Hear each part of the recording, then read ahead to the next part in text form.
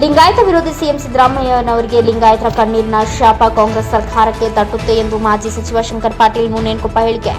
ಪಂಚಮಸಾಲಿ ಸಮುದಾಯದ 2A ವರ್ಗದ ಮೀಸಲಾತಿಗಾಗಿ ನಡೆಯುತ್ತಿರುವ ಹೋರಾಟವನ್ನು ಹತ್ತಿಕ್ಕುವ ದುರುದ್ದೇಶದಿಂದ ಚಳವಳಿ ನಿರತ ಚೆನ್ನಮ್ಮ ವಂಶಸ್ಥರ ಮೇಲೆ ಲಾಠಿ ಚಾರ್ಜ್ ಮಾಡಿದ ಲಿಂಗಾಯತ ವಿರೋಧಿ ಸಿಎಂ ಸಿದ್ದರಾಮಯ್ಯಗೆ ಲಿಂಗಾಯತರ ಕಣ್ಣೀರಿನ ಶಾಪ ಕಾಂಗ್ರೆಸ್ ಸರ್ಕಾರಕ್ಕೆ ತಟ್ಟುತ್ತೆ ಎಂದು ಮಾಜಿ ಸಚಿವ ಶಂಕರ್ ಪಾಟೀಲ್ ಮುನೇನಕೊಪ್ಪ ಆಕ್ರೋಶ ವ್ಯಕ್ತಪಡಿಸಿದರು. ಅವರು ನಗರದ ಲಿಂಗರಾಜ ವೃತ್ತ ಹಾಗೂ ನೀಲಮ್ಮನ ಕೆರೆ ಮುಂಭಾಗದಲ್ಲಿ ರಸ್ತೆ ತಡೆದು ಪ್ರತಿಭಟಿಸಿ ತಹಸೀಲ್ದಾರ್ ಕಚೇರಿ ಸಿಬ್ಬಂದಿ ಭಜಂತ್ರಿ ಅವರ ಮೂಲಕ ರಾಜ್ಯಪಾಲರಿಗೆ ಮನವಿ ಸಲ್ಲಿಸಿ ಮಾತನಾಡಿದರು. ಇಂತಹ ಹೀನ ಕೃತ್ಯವೆಸಗಿದ ಕಾಂಗ್ರೆಸ್ ಸರ್ಕಾರದ ಕ್ರಮ ಖಂಡಿಸಿ ಮಾಜಿ ಸಚಿವ ಶಂಕರ್ ಪಾಟೀಲ್ ಮುನೇನಕೊಪ್ಪ ನೇತೃತ್ವದಲ್ಲಿ ಪಂಚಮಸಾಲಿ ಸಮಾಜದವರು ಪ್ರತಿಭಟನೆ ನಡೆಸಿದರು. ಮುಖ್ಯಮಂತ್ರಿ ಸಿದ್ದರಾಮಯ್ಯನವರು ಲಿಂಗಾಯತ ಸಮಾಜವನ್ನು ಹತ್ತಿಕ್ಕುವ ಕೆಲಸ ಮಾಡುತ್ತಿದ್ದಾರೆ.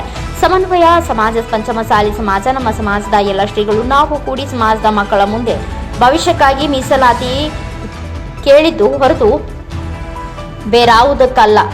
ನಮ್ಮ ಸಮಾಜದವರು ನಿಮ್ಮ ಪಕ್ಷಕ್ಕೆ ವೋಟ್ ಹಾಕ್ಯಾರ, ಅಲ್ಲದೆ ನಮ್ಮ ಸಮಾಜದ ಶಾಸಕರು, ಸಚಿವರು ನಿಮ್ಮ ಪಕ್ಷದಲ್ಲಿ ಇದ್ದಾರೆ. ಅವರ ಬೆಂಬಲ ನಿಮಗೆ ಇದೆ ಅಂತ ಸಮಾಜದವರ ಮೇಲೆ ಲಾಠಿ ಬೀಸಿರಿ. ಮುಖ್ಯಮಂತ್ರಿಗಳೇ ಈ ಕೂಡಲೇ ಪಂಚಮಸಾಲಿ ಸಮಾಜದಲ್ಲಿ ಕ್ಷಮೆ ಯಾಚಿಸಿ ದಬ್ಬಾಳಿಕೆ ನಡೆಸಿದ ಅಧಿಕಾರಿಗಳ ವಿರುದ್ಧ ಕ್ರಮ ಕೈಗೊಳ್ಳಿ. ಇದನ್ನ ಇಲ್ಲಿಗೆ ಬಿಡುವುದಿಲ್ಲ. ಪಂಚಮಸಾಲಿ ಸಮಾಜದವರ ಸಿಟ್ಟು ನಿಮ್ಮ ಕಾಂಗ್ರೆಸ್ ಸರ್ಕಾರವನ್ನ ಮನೆಗೆ ಕಳಿಸುವವರೆಗೂ ನಮ್ಮ ಹೋರಾಟ ಬಿಡುವುದಿಲ್ಲ ಎಂದು ಆಕ್ರೋಶ ವ್ಯಕ್ತಪಡಿಸಿದರು. ಈ ವೇಳೆಯಲ್ಲಿ Dyamanagouda Patil, Vinoda Nagaralli, Naganagouda Patil, doctor Suresh Kammar, doctor KP Madnur, Somalingappa Baliger, Iranna Choudi ಸೇರಿದಂತೆ ಇನ್ನೂ ಅನೇಕರು ಉಪಸ್ಥಿತರಿದ್ದರು. Babajan Shirkol, NKS TV4 news, Navalgund. ಸಂಗೊಳ್ಳಿರಾಯನಿಗೆ ಮಗ ಅಂತಾರೆ ಅವ್ರನ್ನ ಒಪ್ಪಿರ್ತಕ್ಕಂಥ ಸಮಾಜ ಅದು ನಮ್ಮ ಸಮಾಜ ಅನ್ನುವಂಥದ್ದು.